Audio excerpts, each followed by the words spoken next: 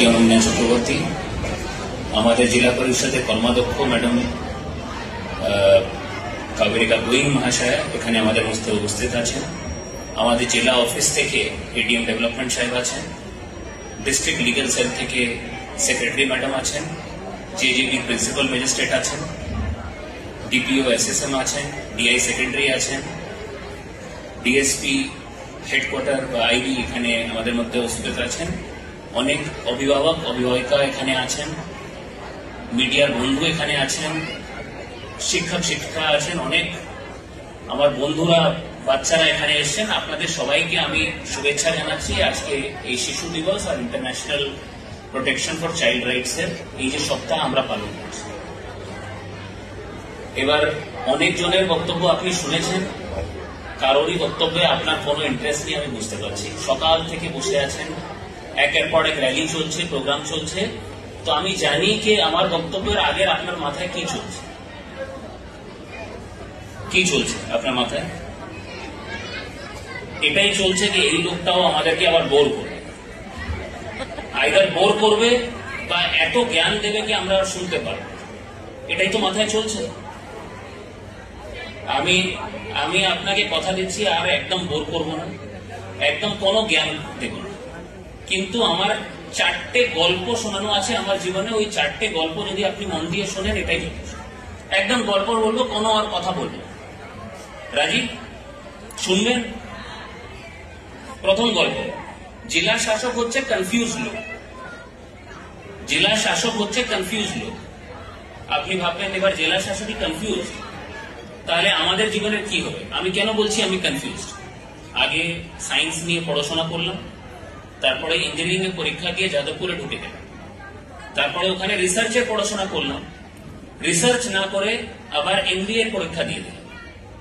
ডিলয়েটে চাকরি হলো, চাকরিতে গেলাম না, আবার এমবিএ করতে চলে গেলাম, এমবিএ করে আবার একটা ব্যাংকে ভালো চাকরি হলো, হংকং চলে গেলাম, ওই চাকরি ছেড়ে মুম্বাই চলে এলাম। মুম্বাই চলে আসার পর এখানে একটা কনসাল্টিং এর চাকরি করলাম। বাবা বলতে থাকলো পরীক্ষা দাও, পরীক্ষা দাও, আইএস এ বসে যাও। কোনোদিন বসলাম, হঠাৎ একদিন ইচ্ছা করলো পরীক্ষায় বসে আজকে জেলা শাসক হয়ে এখানে দাঁড়িয়ে গেছে। তো আমার মতো লোক যদি কনফিউজ থাকতে পারে জীবনে, তাহলে আপনারা যদি একটু কনফিউজ থাকেন যে সায়েন্স নিয়ে পড়বো কি আর্টস নিয়ে পড়বো কি কমার্স নিয়ে পড়বো কি করবো, এটা কোনো বড় ব্যাপার না। সব বড় মানুষ জীবনে কনফিউজ থাকে। কোনোদিন এটা নিয়ে চিন্তা করবেন না যে আমি বুঝতে পারছি না আমি জীবনে কি করব। নদীর মতো হবেন, একদম ডান দিক বাঁ দিক ঘুরবে কিন্তু সামনের দিকে এগোতে থাকে। কনফিউজড স্টেট শুধু তখনই অসুবিধা তৈরি করে যখন আপনি দাঁড়িয়ে থাকেন, আমি কিছুই বুঝতে পারছি না, কিছুই করব। কনফিউজ থাকলেও এগোতে থাকবেন, কিছু না কিছু একটা চেষ্টা করতে থাকবেন, দেখবেন আপনার জীবনের শেষের দিকে সব ঠিক হয়ে যাবে। তো সায়েন্স পড়বো, কমার্স পড়বো, আর্টস করবো, এই চাকরি করবো, এই ট্রেনিং করবো, এটা নিয়ে যদি কনফিউজ থাকেন কোনো চিন্তার বিষয় না। আমি জেলা শাসক হয়েও কনফিউজ হয়ে যাচ্ছি। 2 নম্বর, জীবনে পয়সা সবকিছু নেই, এটা অনেকজন বলে। শাহরুখ খান কি বলেছে? এবার শাহরুখ খানের নাম শুনেই কিন্তু আপনাদের আবার শান্তি হয়ে যাবে। শাহরুখ খান কি বলেছে? শাহরুখ খান বলেছে যে কোনদিন জীবনে এরকম লোক থেকে জ্ঞান নেবেন না পয়সার ব্যাপারে যার নিজের কাছে পয়সা নেই। ভাবুন, কোন সাধু ব্যক্তি, কোন সন্ত, কোন গুরুজন আপনাকে বলছে পয়সা জীবনে দরকার নেই। শাহরুখ খান বলছে এদের কথা শোনা দরকার। শাহরুখ খান বলছে আগে জীবনে পয়সা বানাও, তারপরে বুঝো, অর্জন করো, তারপরে বুঝো পয়সার দরকার আছে কিনা। তাহলে আপনি বলবেন তাহলে আপনি কেন বলছেন? আপনি তো পয়সাওয়ালা লোক না, সরকারি স্যালারি আমরা জানি, খুব অল্প পয়সা। তাহলে একটু নিজের জীবনে গল্পটা বলি। 2010-11তে যখন আমি প্রথম চাকরিতে ঢুকলাম তখন আমার স্যালারি ছিল মাসে 3.5 লাখ টাকা, ট্যাক্স দেওয়ার পর। বছরে বলছি, মাসে 3.5 লাখ টাকা।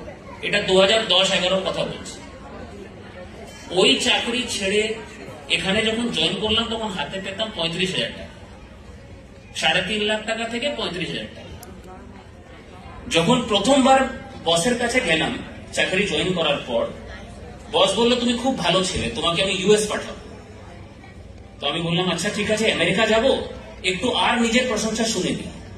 বসকে বললাম আমাকে বস কেন পাঠাচ্ছ, এত ভালো ভালো ছেলে মেয়েরা আছে, ওদেরকে পাঠাচ্ছ না কেন? বলে তুমি খুব সস্তা, তোমার মাইনে খুব কম। এটা শুনে এত খারাপ লাগলো কি জীবনে এত পড়াশোনা করে এসেছি, যাদবপুরে পড়লাম, IIM আহমেদাবাদে পড়লাম, হংকং এ চাকরি করলাম, বস 1 মিনিটে বলে দিল কি তোমার জীবনের কি মূল্য, এইটুকু তো মাইনে পাও, তোমাকে যদি আমেরিকায় পাঠাই তুমি একটু সস্তা পড়বে আমাদের। মানে এখানকার স্যালারি কম, ওখানকার স্যালারি ডলারে পেলে অনেক বেশি পাওয়া যায়। খুব খারাপ লাগে। ভাবলাম জীবনে এরকম কোনো কাজ করবো না যেটাতে 2 মিনিটের মধ্যে আমার স্যালারি দেখে লোক বলে দেবে ছোট লোককে বড় লোক, আর কোনোদিন চাকরি করবো না, এটা ভাবলাম। আমার বাবা আপনাদের বাবাদের মতোই খুব কড়া লোক, কোনোদিন হাসতে দেখি, কোনোদিন স্মাইল করে না। আমার কোনো কনভোকেশন হলো, কোনো গোল্ড মেডেল পেলাম, জীবনে যাই করলাম, কোনোদিন আমার কোনো রিপোর্ট কার্ড ডেতে কোনোদিন দেয়নি বলে মা জানে, সবসময় কাজে ব্যস্ত।